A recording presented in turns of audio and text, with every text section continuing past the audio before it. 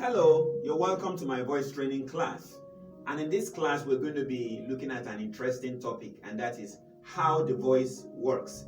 Or maybe you want to title it Understanding Your Voice. Now, why is that topic very, very important? Why should you understand your singing voice? Isn't it all natural? Shouldn't you just take up your microphone and start singing? Why do you want to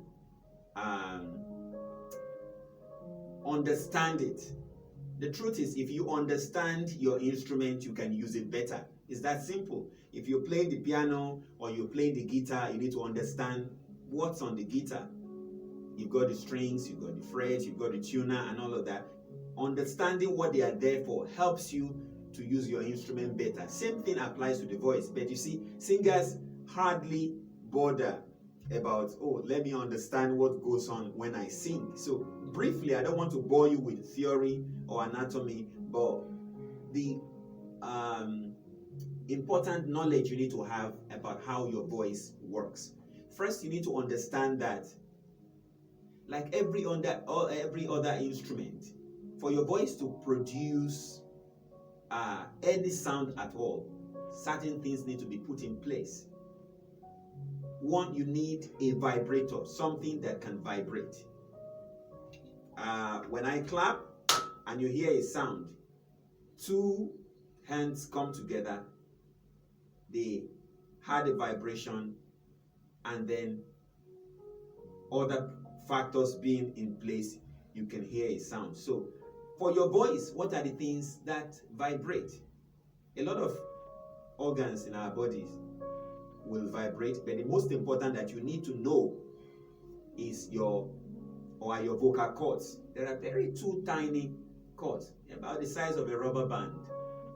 Every time you speak or sing, they vibrate. But that vibration in itself it's not enough to produce a sound.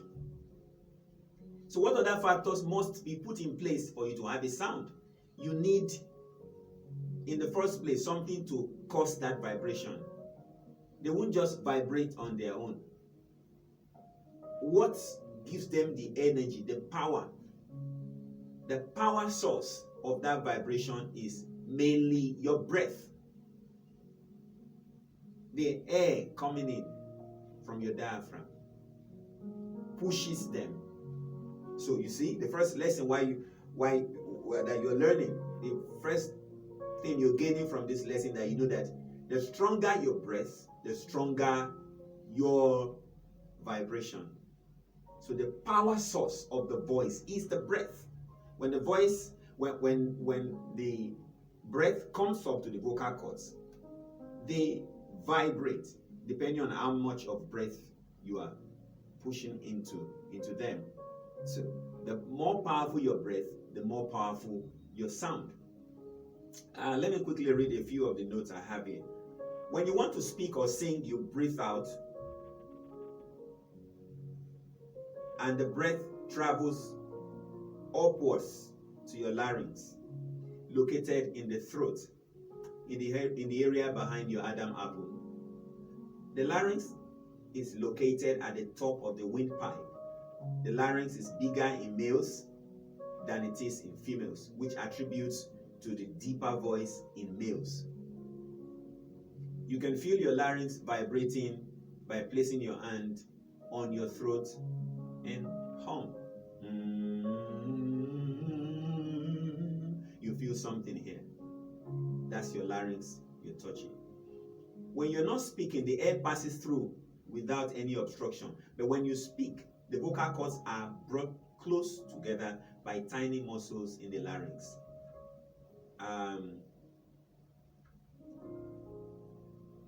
When the air hits these vocal folds, it makes them vibrate.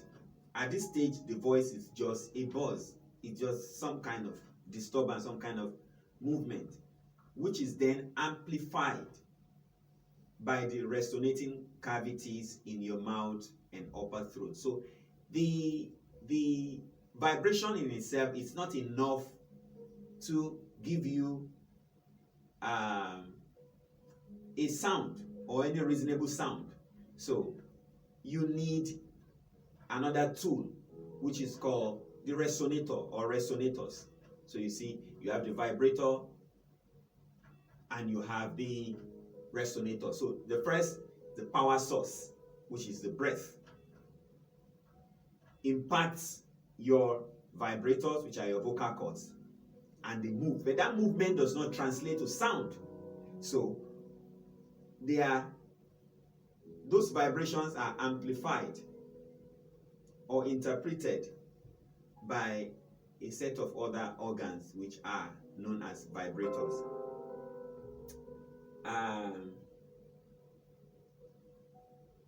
So they interpret. So what are these other organs? The cavities in your mouth, the upper throat. This sound is further enhanced by the vibration in the bones of your skull. So everything in your head, the roof of your mouth, all of the bones and organs and tissues in your mouth and head help to amplify that sound. So you see, while you're struggling to copy another person's sound, you want to sound like somebody else, you need to understand that you can never achieve that, because all of these organs and everything in your head and mouth, they are never the same with another person. You are completely different, and on that note, you will have a different sound. So the breath comes up to the vocal cords, they vibrate. Their vibration is interpreted or amplified by all of the organs in your mouth and head, and everything you've got there helps to interpret your sound. Okay? And that's why you find when someone is sick and these organs are weak and not really functional, you don't have a powerful sound. Okay, so let's move on. And then that doesn't end there. You've got the power source, the vibrator, the resonator, and then for you to be able to sing out words or speak out words, you need another set of organs or tools, and they are called the articulators.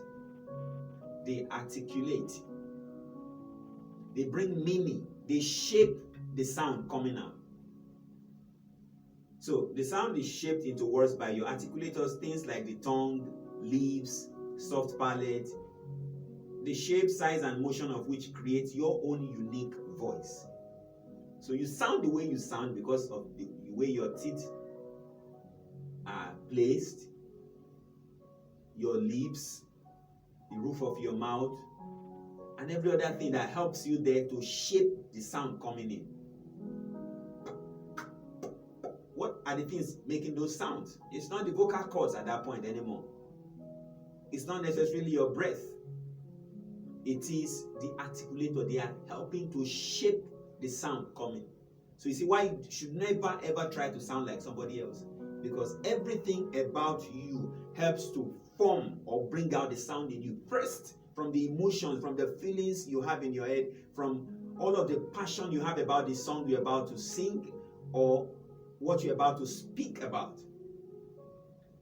Everything going on in your head helps to shape that sound. So you can never 100% think like somebody else. You cannot 100% be thinking about a song the way somebody else is thinking about it. And that difference will impact largely on how both of you sound. So the first lesson for me in this is that because every part of my being is involved in bringing out my sound, I can never sound like somebody else. I have to appreciate my own voice. So the objective of a voice training class is not to make you sound good or sound great like some great singers. The objective of a successful singing class or voice training class is to bring out the best in your own voice. Your voice will never change in your voice training class. A lot of you give up on your voice training because somewhere along the line you are hoping that you want a new voice. You want a better voice. You want to do away with this way that you sound now. No, that's not the objective of a voice training class. A voice training class helps you to bring out the best in your singing voice. It brings out the best in you. That same voice, it teaches you how to use it most efficiently. Your voice is like a tool in your hand. Let's say a hammer. A vocal coach will not take a hammer from you and give you a cutlass or a screwdriver. You're going to remain with that voice, with that hammer, but he's going to show you how to hit it right, how to use it properly. That's what a voice class is about. So, a person can control the pitch of their voice by making the vocal cord stretch at a different length. Remember I said the breath is coming from here, from your diaphragm, climbing up to the vocal cords that are housed here,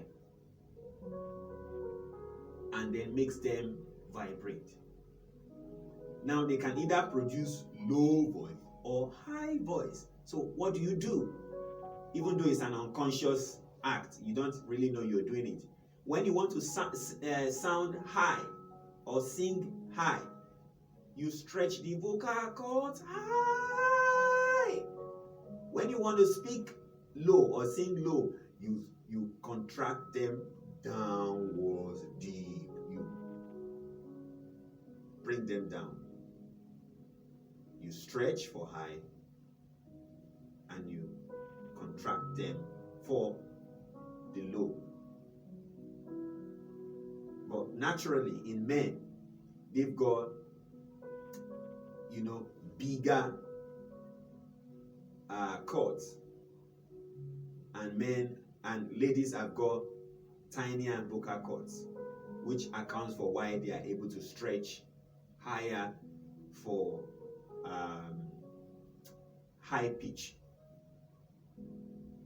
Okay, we're going to take 5 vocal exercises quickly, but you need to understand that a person does not consciously think about stretching the voice.